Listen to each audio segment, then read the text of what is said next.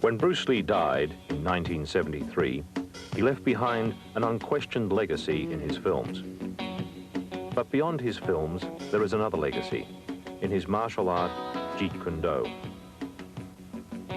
This is not a movie on Bruce Lee. It is the first and only training film on Jeet Kun by Bruce Lee himself. To compile this film, we have had the complete cooperation of the Bruce Lee estate, enabling us to draw, for the first time, from Bruce Lee's private training films and videos, as well as his audio records and his own training and research notes. The film is narrated by Bruce Lee, with additional input from his son Brandon Lee and from Dan Inosanto, the man Bruce chose to carry on his Jeet Kun.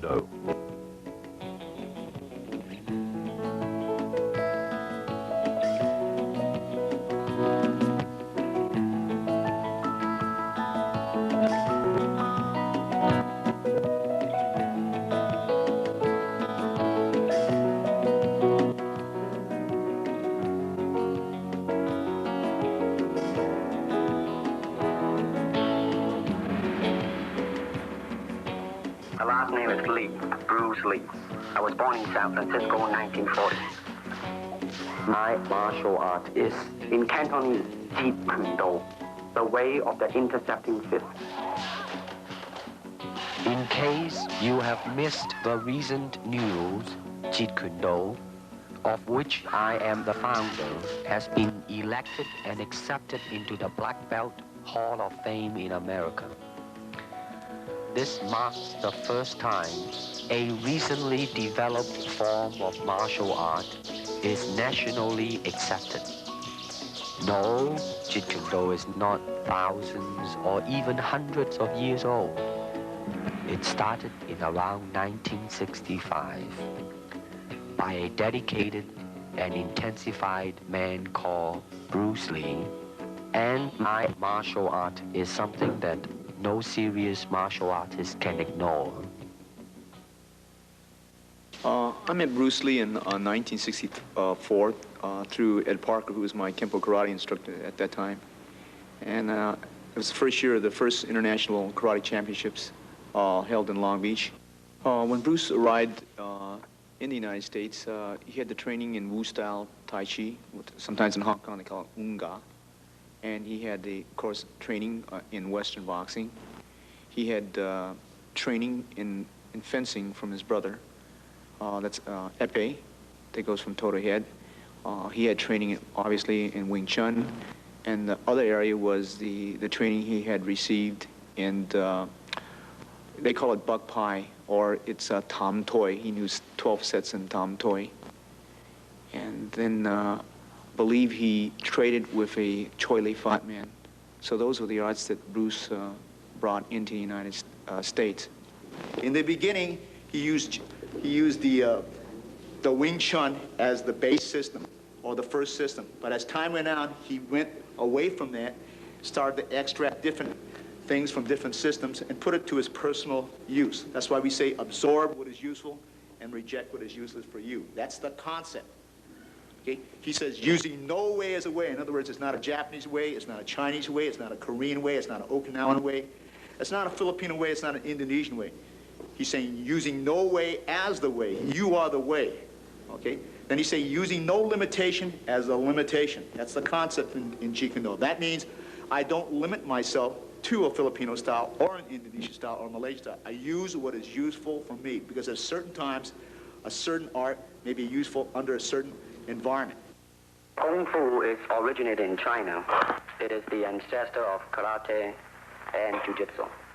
It's more of a complete system, and it's more fluid. Kung Fu can be practiced alone or with a partner. Practicing alone, they involve form. Some imitate a crane, a monkey, a praying mantis. Martial art include all the combative arts like karate or karate, judo, Chinese kung fu or Chinese boxing, whatever you call it. All those. You see, like Aikido, Korean, I can go on and on and on. But it's a combative form of fighting. I mean, it's not, some of them became sport, but some of them are still not. I mean, they use, for instance, kicking to the groin, jabbing fingers at the eyes, and things like that. He mixed his trapping into grappling. He had 32 different sequences, as you could see in The Game of Death and the Way of the Dragon, those two films. He was getting into grappling, the face locks, the head locks.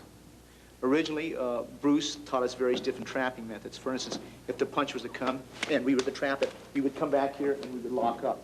This would be the lock-up positions that we would use.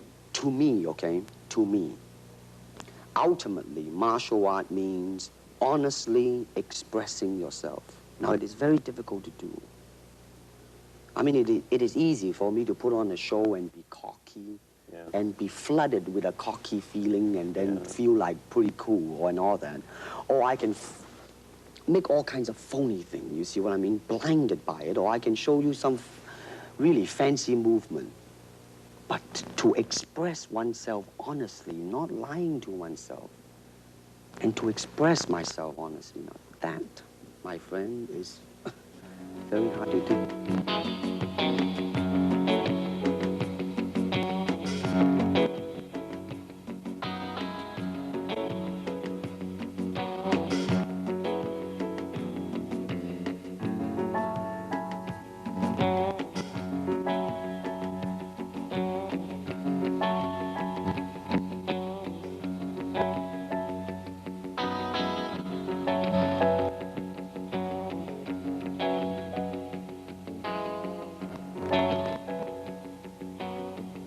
Ever since the big boss, there seems to be a wave, a hot wave, in fact, of finding another Bruce Lee among all types of people, particularly martial artists, ranging from karate man, hapkido man, judo man, etc., etc., forgetting about whether or not they possess the ability to act, just so as they can halfway decent to kick or punch, and hopefully, knowing a few tricks or gimmicks, the producers will make them a star.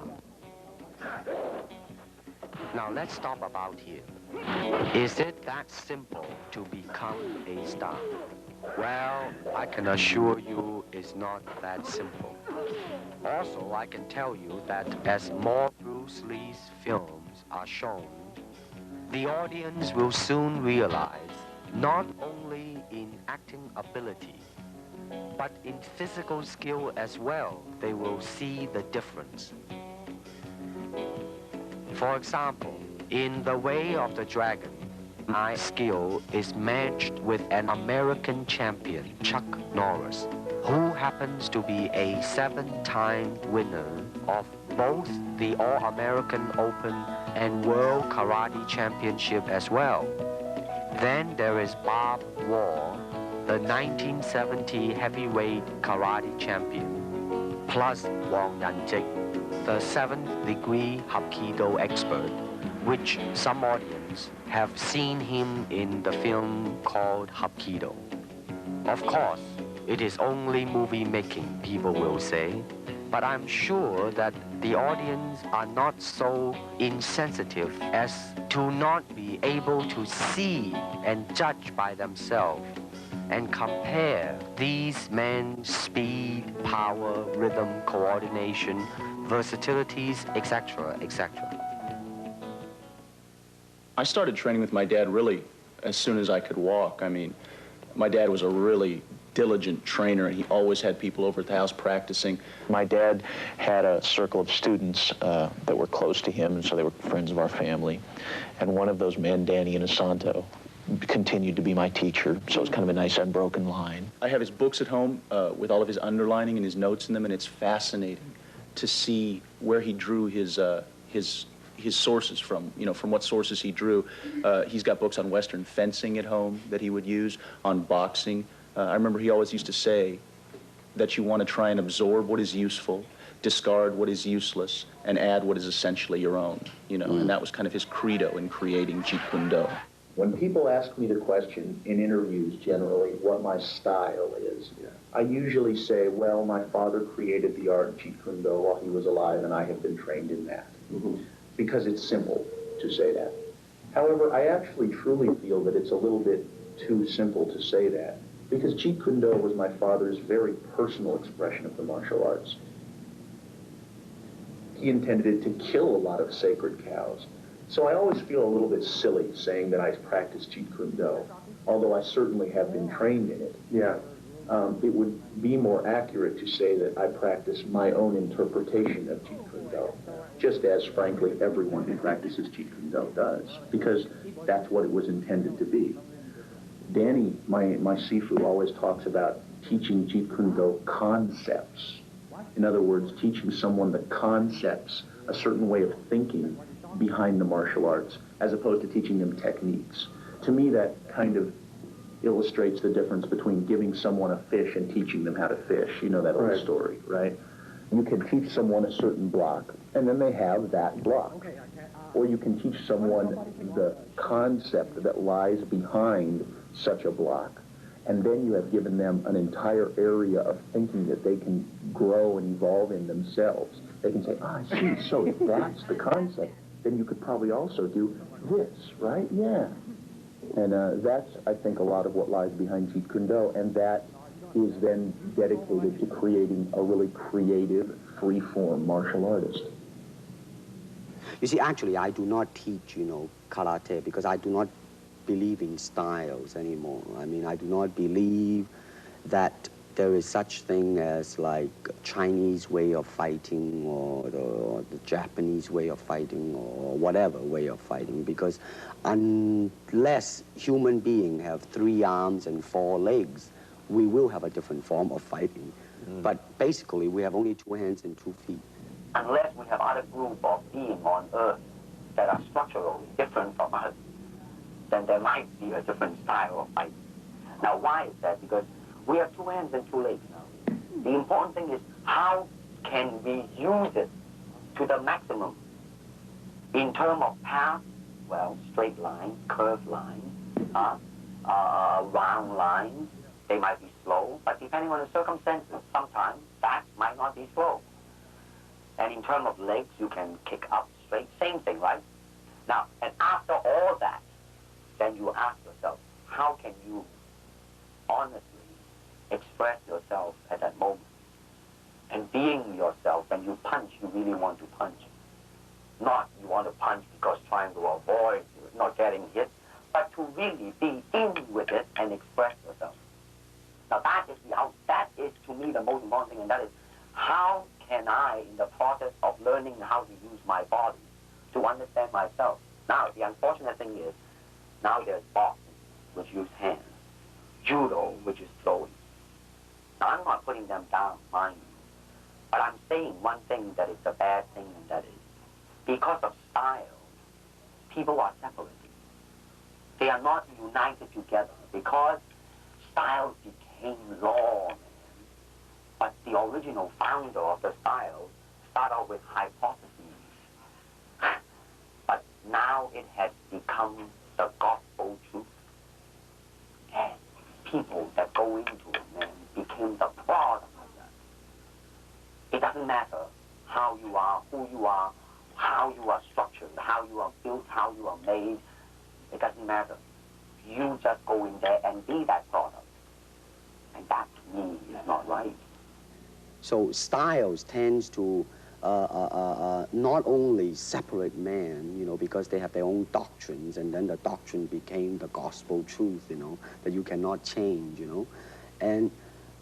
But if you do not have styles, if you just say, well, here I am, as a human being, how can I express myself totally and completely? Now, that way, you won't create a style, because style is a crystallization, I mean, that way, it's a process of continuing growth. First, we use the feet. And then we use the elbow. In fighting, there is a finger jab, there is a punch, there is a back fist, and the side kick. It depends on where you hit and what weapon you will be using. I can use my longest weapon, my side kick, against the nearest target, your kneecap. This can be compared to your left jab in boxing, except it's much more damaging. You name it, man. We You use it all. You have to, you see, because, I mean, that is the expression of the human body. I mean, everything. I mean, you know, not just the hand. And when you're talking about combat, well, I mean, if it is a sport, now you're talking about something else. You have regulations, you have rules. But when you're talking about fighting as it is, rules. with no rules, real fighting. well, then, baby, you better train every part of your body. A good martial artist is like water. Why? Because water is insubstantial. By that, I mean you cannot grasp hold of it. You cannot punch it and hurt it. So be soft like water and flexible. Be formless, shapeless, like water. Now you put water into a cup, it becomes the cup. You put water into a bottle, it becomes the bottle. You put it in a teapot, it becomes the teapot. Now water can flow or it can crash. Be water, my friend.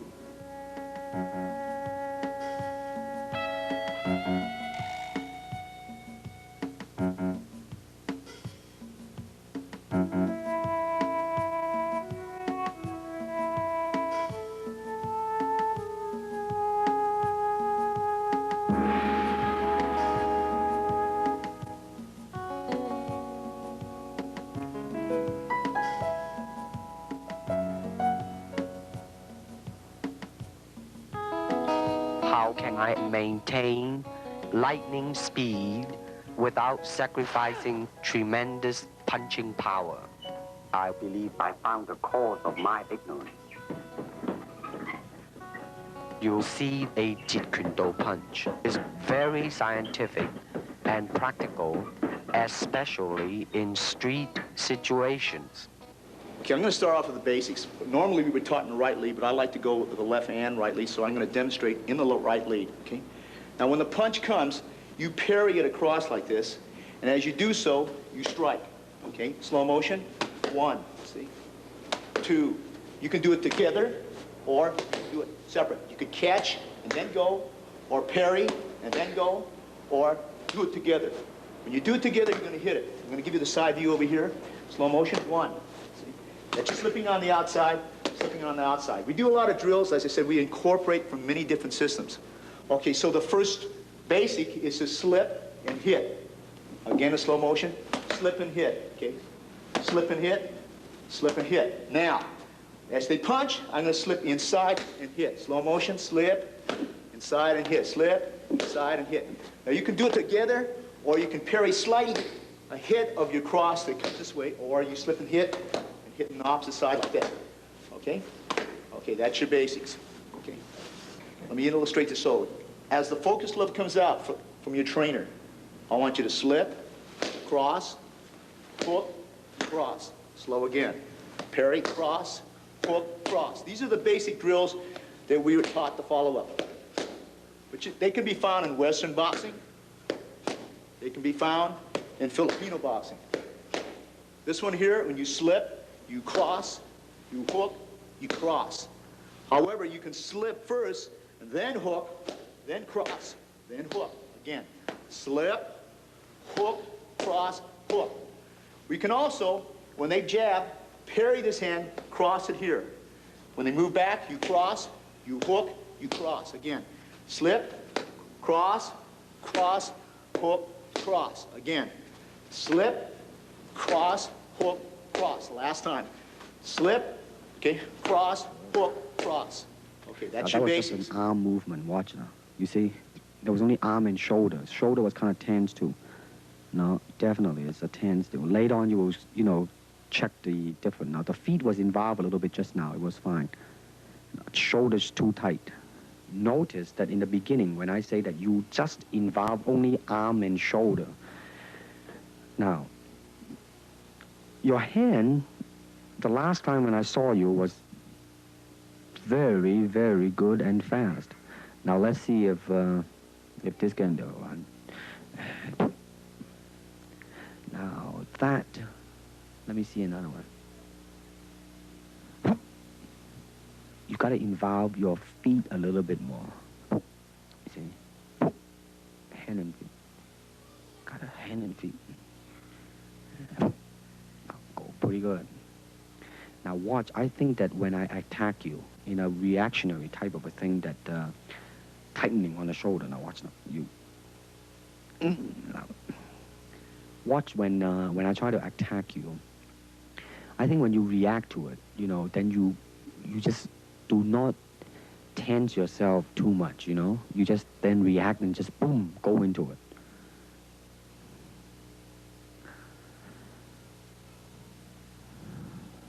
Now that, I just say, use only the hand just now, I say. Now boom, you see, when you move your hand and feet, boy, it makes a world of difference. You see, now, you should be a little bit more relaxed in the beginning. Aha. It's getting there, my friend.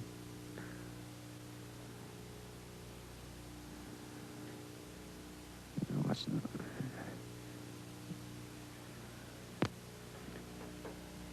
now. Good. That one was pretty good. Pretty good. No, that was a little bit too tight. Now watch this one. Good. Now that could be used in film. Here we go. Okay, let's say that this person is standing here. At this point, for purposes of illustration, I might use what they call the sachet, okay, that they use in Savate, which is like that, see? When I come in, I can go into Wing Chun. At that point, I might flow into Western boxing, okay? At another point, I might go into a lock similar that you might use in Jiu-Jitsu, and for the purpose of camera, I'll take the person down like this and lock the person here, and maybe go into any system that employs this type of lock, whether it be Jiu-Jitsu or Aikido or Kali or Penjak Silat. Now you notice that we went from system to system without a flow, okay? I might stay out here, use any particular kick, break into Wing Chun range, and right from here, use a Muay Thai elbow, all right? And for the purpose of camera, I'm gonna go slow and come into various lock position over here, okay? This is what we call the Jeet Kun Do blend. It is not a system where we go from discipline to discipline without a thought process. And this is very important in the concept of JKD. A karate punch is like an iron bar. Whack. A Jeet Kun Do punch is like an iron chain with an iron ball attached to the end, and it goes whang, and it hurt inside. Hayward Nishioka, the Japanese-American national judo champion, who is also a black belt holder in the Shotokan style of karate, ran a scientific test in a California university to find out the difference between a karate punch and a Jeet Kun Do punch. And the finding is that indeed the Jeet Kun Do punch is more powerful and destructive than the classical karate punch. And when you do punch, now I'm leaning forward a little bit, hoping not to hurt any camera angle. I mean, you gotta put the whole hip into it and snap it and get all your energy in there and make this into a weapon.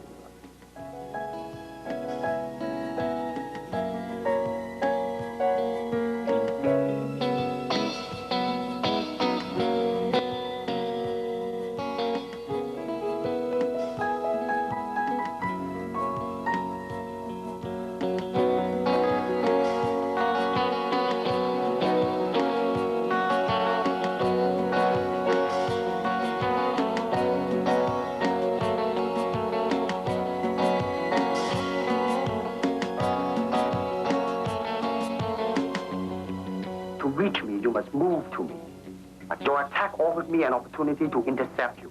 Don't charge him blindly. In combat, distance is a continually shifting relationship, depending on the speed, agility, and control of both fighters. It is a constant, rapid shifting of ground, seeking the slightest closing, which will greatly increase the chances of hitting the opponent. Okay, so I'm going to start off first with the footwork system, because this is the mobility system or the transportation system, or the system of delivery, okay? Traditionally, when he started off in 1964, when he taught me, we raised the left heel up. This thing is pointed in, and this is what he referred to as the Bai Zhong stance. like this, okay? So I'm going to start off first with the basic footwork. This is a step and slide shuffle, step and slide back. Okay, so this is the first two. Advance, retreat, move to the right, and move to the left. In the beginning of those earlier years in 1964, they always went with the right lead. But as time went on, we decided to go both left and right lead. So we again practice our footwork with advance, retreat, move to the left, move to the right. Then we advance and retreat in one motion, and we retreat and advance. Double advance, double retreat, double left, and double right. This should be also done on the right lead as I'm doing here very slowly, okay, and switching over as so, okay? The basic footwork in which we use, okay? This method here, he taught us also, is slide step. And slide and step advance. So you slide the step, and you take a step out. Slide, and then step, slide and step, slide and step. And left lead, it will look something like this. Slide and step back, slide and step back. Then you have something that looks like your step and slide shuffle, but it's not. That's what they call a push shuffle. You push off, and you push back. Rather than take a step here and slide, you push, and you push back. This is what we refer to as the push shuffle on the right lead. Then you'd learn it on the left lead, push shuffle, push shuffle, push shuffle, push shuffle. Okay, after that, he taught us the circle. The circle, we learned the quarter turn, which means I'm going to turn as if your opponent is here, we move. As if your opponent turns that way, you move, okay? Turns this way, we move. Turns this way, we move. Now your opponent's circling this way, so we move. So we learn to circle around like this. He circles this way, we move. Circles this way, we move. We do this again in the right lead also. Okay, so the man is circling this way, we move. Circles this way, we move. Circles this way, we move. Circles this way, we move. Circles this way, he moves. Then we reverse it. This way, your opponent's moving, so you just move laterally, move around, moving around, okay? All right, this is your transport system that we use, or what they call delivery system. This is on combination kicking. Now you will notice a difference. In the beginning, you tend to over-chasing yourself. In other words, you're covering too much distance. Therefore, when you kick, then your center of gravity is moving forward too much, and the form in kicking is greatly affected. Now, the reason you're going back because your body was leaning too much back. Now that what is called a commitment kick. I mean, when you try to go through something, when you're trying to really kick to hurt, then you would lean back, but you won't do it in a combination kicking. Boom. No, you see, you are rushing yourself there. I mean, you should really, in the beginning, just take your time and just go boom, and now, you see, you're still, it's not so much on the physical, mentally you are chasing yourself out, Now, watch this now. In slow motion, bum and bum. But you see, the body line is always there instead of overreaching, you know what I mean? You kind of rest back, but as you progress on, though. Here we go. 1 and 2. Just easily, you know what I mean? Here we go. And 1, that's good. 2, and... Then once you get that, then you go into the kicking form, make sure that it is right, and 2, and 3. Now you are more in control now. You are more thinking of 1, 2, 3. And don't just, think of 3 already. That's even better now. Now there is snap at the end in this one too. The other one, you are just, doing a form and a boom and a boom and a boom. You see, all you need to do is just really snap the leg and just step and slide into it. Boom and a boom and a boom. That's right. Good. Now you're not over chasing yourself. Now you are pacing yourself right. Here we go. 1 and 2 and 3. Good.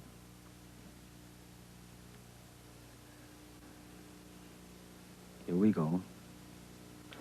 Boom, and a boom, and a boom. Now, good. Now, the last one, though, you were a little bit off balance, but there was definitely a doom, doom, doom in there, you know? Here we go. Kick me. Boom, and a boom.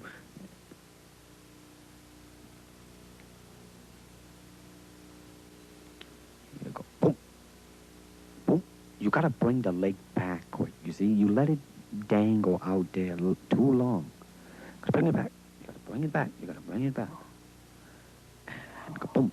And boom. You see now? You see how you just boom, and then you lay it out there, but without bringing it back as soon as you can. Now watch this again now. Boom. Boom. Boom. You know, you should go boom, chaka, back. Boom, chaka, back. You know what I mean? Really. The fighting measure is the distance the fighter keeps in relation to his opponent. It is such that he cannot be hit unless his opponent lunges fully at him.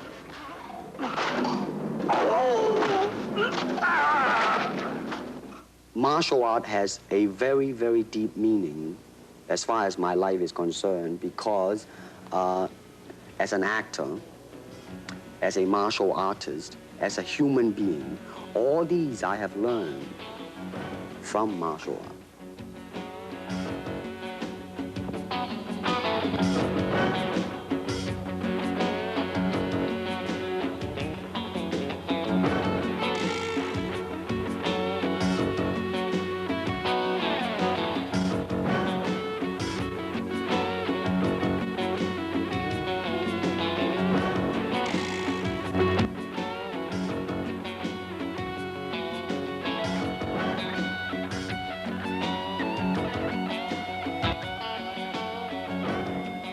If you wish to train punching, then punch. If you wish to train kicking, then kick. The power from my kicks and punches are bursting. I demonstrated a side kick on Ken Knutson, a powerful Goju stylist that moved so fast that he felt as though his eyeballs were still where he was standing. Now, first of all, I noticed that in this tape, that as it progresses, your feeling is more involved in the technique, and consequently, your technique also improves.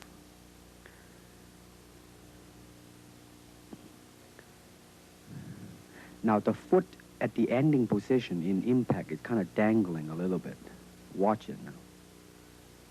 Right? I mean, it's not a definite, substantial, straight line directed at it and, you know, hit it square and then come back. Good. Now, that was a pretty good reaction.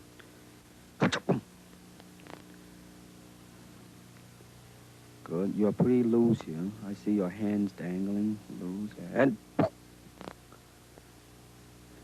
Uh-huh. Here we go.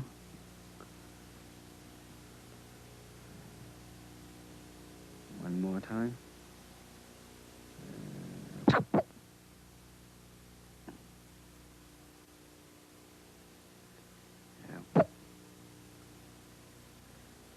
Pretty good. Now, that was really quick too, you know. Did you notice that? See, the thing to watch out really is the initial, a little bit yawning there. The thing to watch out is you have to, the initial part has to be fast. But also that when you finish the technique, you gotta bring it back fast too. So in other words, you gotta be fast from beginning to end.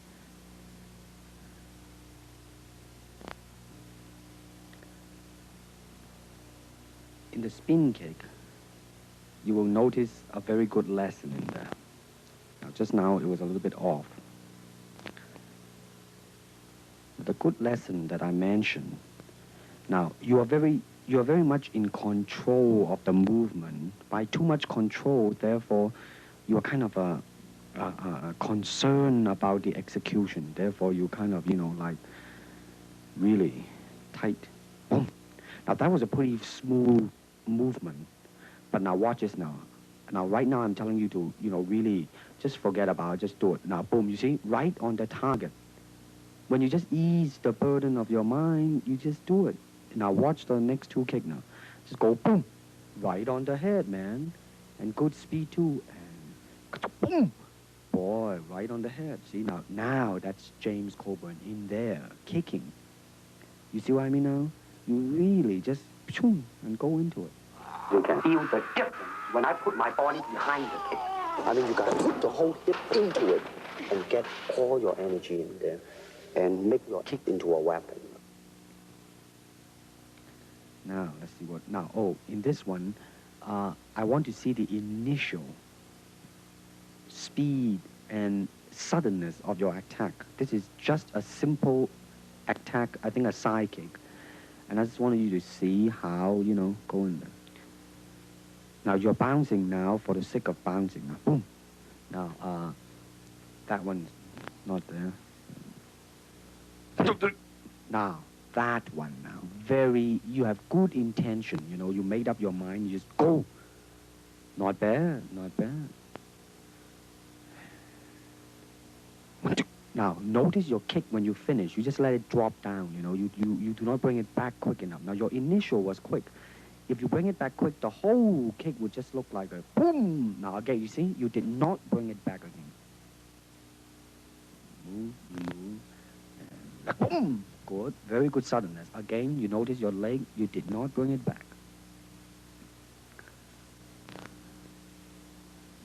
Boom. Good. Now, I really like the suddenness, of your...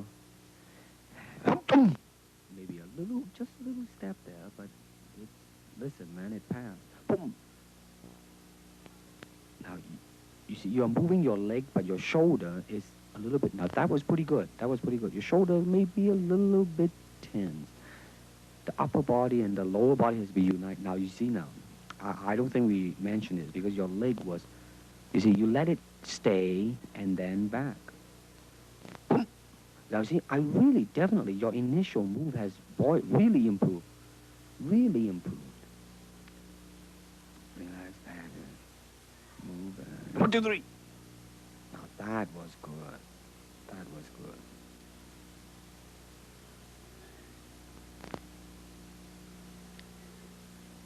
Boom.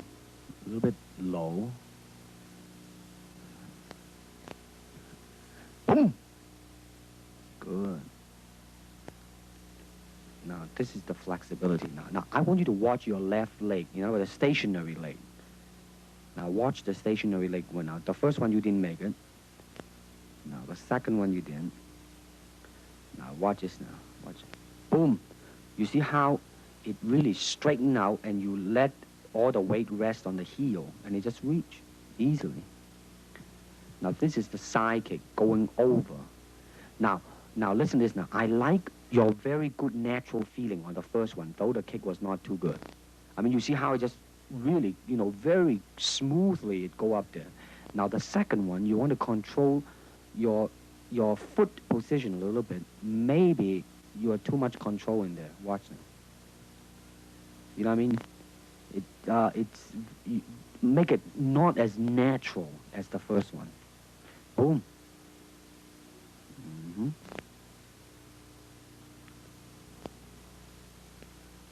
You see now, when you do it right, man, when it touches, your left leg is all stretched out and it's just an easy type of a thing.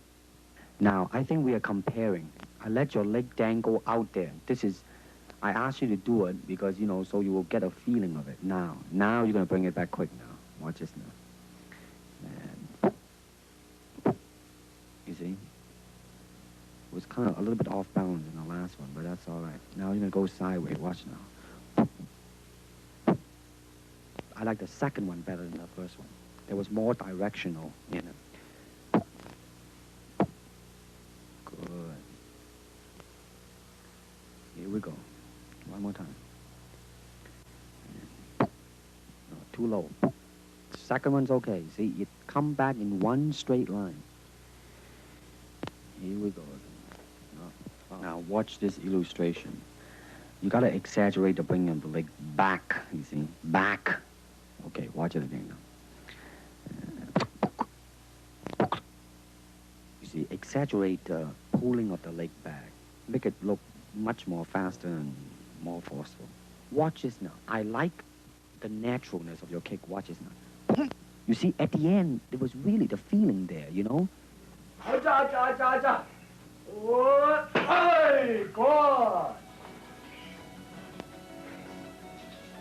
Get your back jumping up and down. Hey, good.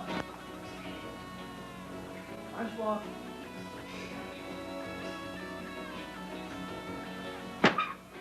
Oh.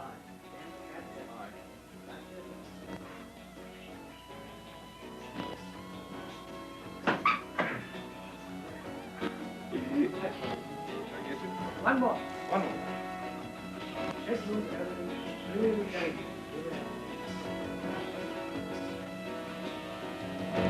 You weren't sure. I see your hesitant.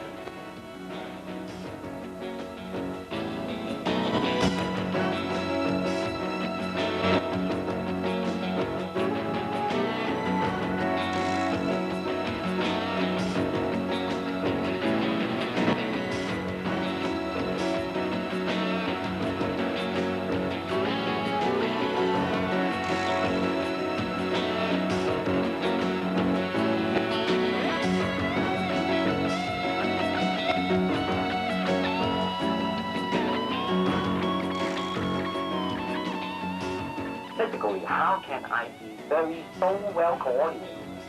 That means you have to be an athlete. That means you gotta have jogging and all this basic ingredient, right? Well, my dad made a point at the time that he was training that there were a lot of martial artists who weren't paying enough attention to their instrument, you know, and certainly the instrument of the body is what you're going to be using in your practice of the martial arts. So I think it's very important to keep up the tempo, so to speak. I'm interested in that point you reach where you actually fail from exhaustion at something, whether it's a weight training exercise or a cardiovascular exercise.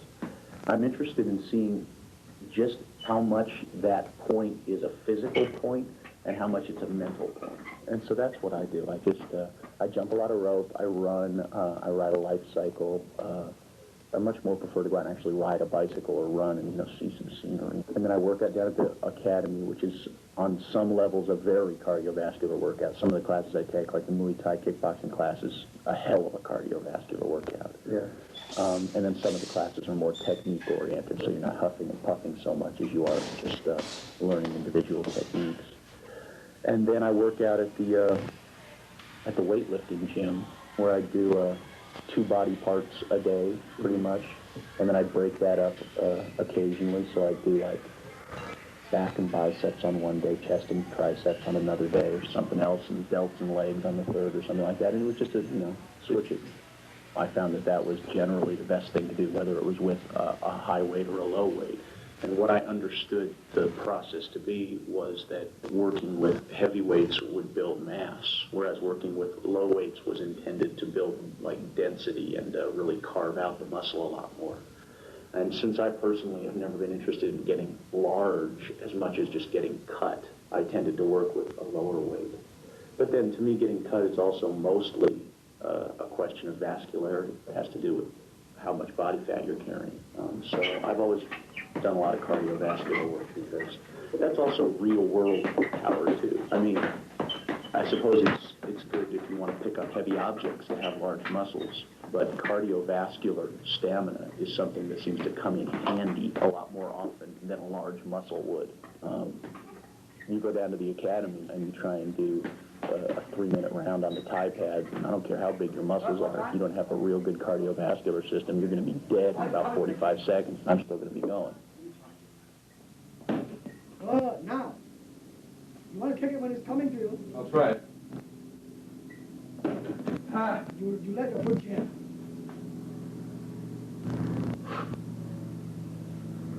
Drive the sucker.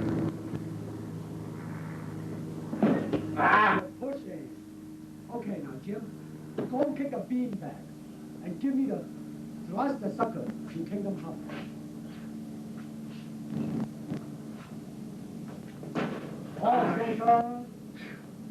Now, Jim, face the sucker. Now, You are cut your half now. That's okay. How's that? Beautiful. No, I mean, I want you to be half. You're still kicking a little bit off to the side. Kick him directly now. Good. Now don't kick it again, but don't turn your body so much when you finish. Try to still face him when you finish. Good. Now kick the sucker when he comes back. Not yet, not yet. That's it. During this time period, we used to train because we didn't have any tie pads, so Sifu Bruce advocated the use of using the football forearm guard, and which we don't use this anymore, but this was very prevalent during that time period. This here is the original punching shield that his own personal punching shield, in fact. This was used as in the Way of the Dragon. If you notice this, he had one part. I had one arm, he had the other arm, and this was used in that picture, Way of the Dragon. This was used in Enter the Dragon. This was actually, its original use is actually used for baton training in Japan, and we just modified it, and we used a special helmet, a boxing headgear we had, and we used it, and this became part of our training, some of the training tools that we used when we used to spar. Literally, on television, they had to shoot it, they had to overcrank and shoot it in slow motion because otherwise it just looked like a special effect when he moved. I mean, the man was fast. He was deadly fast. I've really never encountered anyone in all of my training since who was as fast. You can certainly train for speed. I think that training for speed is, number one, it's a genetic factor. Yeah, certainly. There are some people who are just gifted. They are fast naturally. But I think training for speed, on the whole, is a question of muscle memory. Speed in an individual movement is something that, I mean, we're coming down to, thousandths of a second now. You and I, or even if I and some completely untrained person were to stand side by side facing a focus pad, and when a red light blinked, both flick out a jab, I'd probably win by a couple hundredths of a second. But once you're talking about speed with repetition of movements, to be able to go like that, that's muscle memory. An untrained person would be like, they would falter in their movements because they haven't trained their muscles, or they haven't trained their perception as well to be able to react quickly to a variety of different circumstances. Martial art is a combative form of the art of expressing the human body. You have to train yourself into it. I mean, you better train every part of your body, keeping the continuity going, bending, stretching, everything. You just keep it moving. See, the idea is running water never grows stale. So you got to just keep on flowing.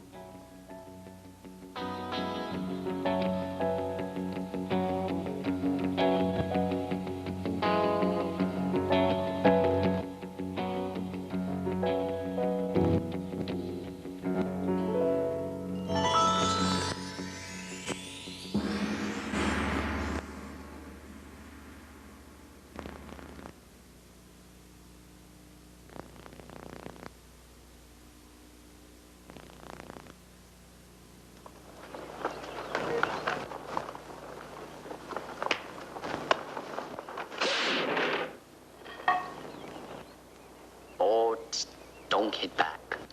To me, at least the way that when I teach it, all type of knowledge ultimately means self-knowledge. So therefore, they're coming in to, and ask me to teach them not so much of how to defend themselves or how to do somebody in.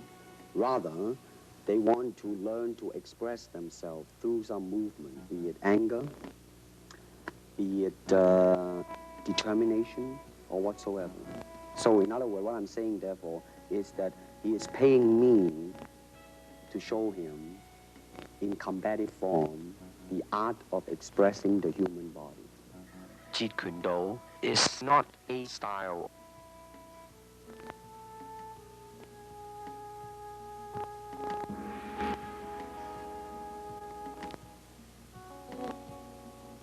I cannot teach you. Only only help you to explore yourself, nothing more. Here it is, the natural instinct, and here is control. You are to combine the two in harmony. Not, if you have one to the extreme, you will be very unscientific. If you have another to the extreme, you become all of a sudden a mechanical man. Now, James Coburn is a peace-loving man. I mean, he's really, really nice. I mean, super mellow and all that. I mean, you know, I mean, now he appreciates the philosophical part of it. Therefore, his understanding of it is deeper than Steve. The martial arts, which are an integral part of my life, come entirely from my father. But the martial arts, I'm completely beholden to my dad for. I mean, he started me in the martial arts when I could walk. He trained me my entire life until he passed away. And then even when I continued my training, it was with one of his students. You know what I want to think of myself? As a human being. Because, I mean, I don't want to sound like, you know, as Confucius say, but under the sky, under the heaven, man, there is but one family.